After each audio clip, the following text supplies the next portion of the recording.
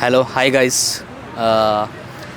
People media news అన్ని వ్యూవర్స్కి hello myself Kedarnath Swami I'm from Karnataka I'm a professional model and actor from Karnataka and Kannada and Telugu film industry. Pushpa trailer చూసారా? చూసినా అండి. అయితే first మీ కాంట్రవర్సీని start చేద్దాం.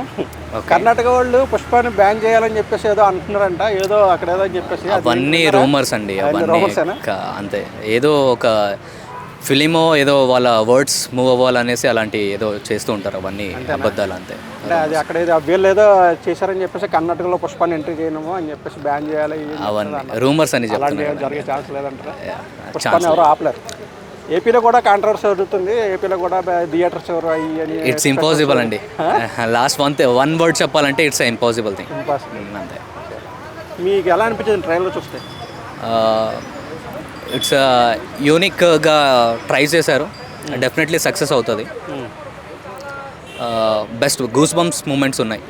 అంటే ఇక్కడ మీకు బాగా ఎక్కువ హైలైట్గా గూస్ బంప్స్ వచ్చింది అంటే అమ్మవారిది ఒకటి లుక్ ఉంటుంది పుష్ప, అంటే అల్లు అర్జున్ గారు చేసింది.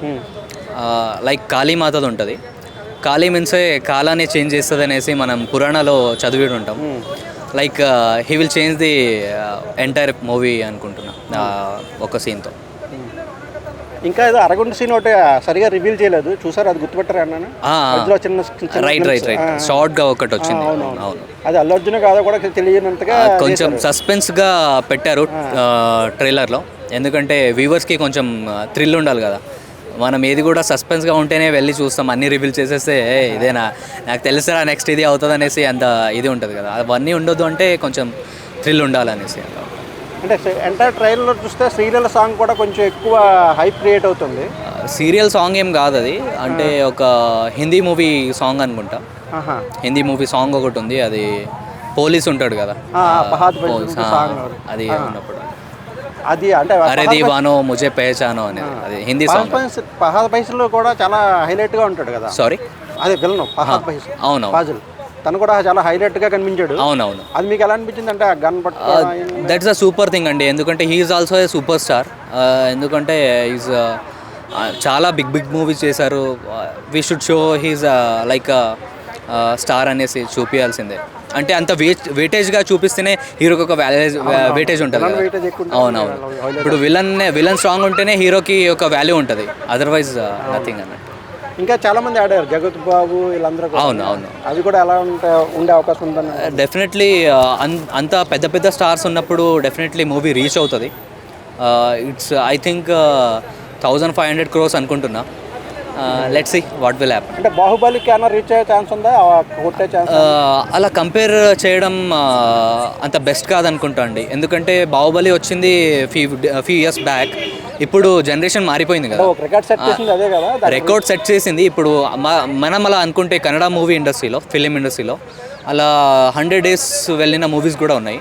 దాని తర్వాత కేజీఎఫ్ వస్తేనే కొన్ని డేసే ఓడింది, కానీ బ్రేక్ చేసింది అనుకుంటున్నాను. That doesn't matter, depend upon the generation, depend upon the years, that will happen. ఇంకా స్పెషల్ సాంగ్ ఎలా ఉంటుంది అనుకుంటున్నాను? శ్రీలీల స్పెషల్ సాంగ్ ఎలా ఉంటుంది? సూపర్గా ఉంటుంది. లైక్ రైట్ అదే ప్రీవియస్ సాంగ్ ఎలా హిట్ అయ్యింది, అలా ఈ సాంగ్ కూడా డెఫినెట్లీ హిట్ అవుతుంది.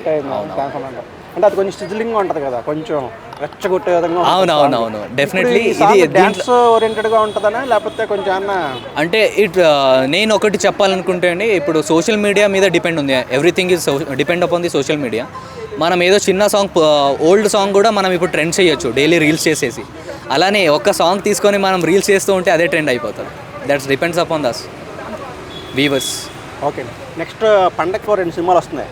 Game changer plus Daaku Maharaaj. అవును, గేమ్ చేంజర్. వెంకటేష్ గారి సినిమా ఒకటి వస్తుంది. రైట్. ఈ కాంపిటీషన్ పండగకి చాలా ఇదిగా ఉంటుంది. ఆ రేస్లో విన్నర్ ఎవరయ్యే ఛాన్స్ ఉన్నది మీకు ఉద్దేశం? గేమ్ చేంజర్ ట్రైలర్ చూసారు, అవును. డాకు మారా చూసారు, వెంకటేష్ గారు చూసారు. అదేమో కామెడీ. అంటే ఎవరు కొట్టే ఛాన్స్ ఉంది అనుకుంటున్నారు?